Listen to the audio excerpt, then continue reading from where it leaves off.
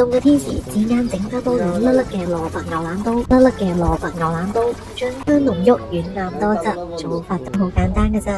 買翻嚟嘅新鮮牛腩，俾啲薑片、料酒、凍水落鑊飛水，飛完水之後呢，用翻啲溫水沖洗乾淨，咁樣啲肉唔會又老又柴。適合你嘅牛腩煲呢，少不了柱侯醬嘅，2匙羹柱侯醬，1匙羹南乳，1匙羹花生醬。少少蠔油同生抽，中意嘅話可以俾啲拔絲糖添。撈均勻之後擺埋一邊備用。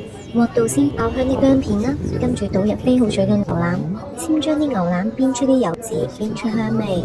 倒入提前調好嘅醬汁，翻兜出香味之後，一次性倒入冚個面嘅滾水，跟住加啲桂皮、八角、香葉、乾辣椒，用鑊大概要燜1個鐘，火至佢慢就轉入咗高壓煲度。高壓煲上氣之後，大概10到12分鐘就差唔多啦。倒入切好嘅白蘿蔔，呢個時候唔需要冚蓋，一邊煲啲蘿蔔一邊收汁。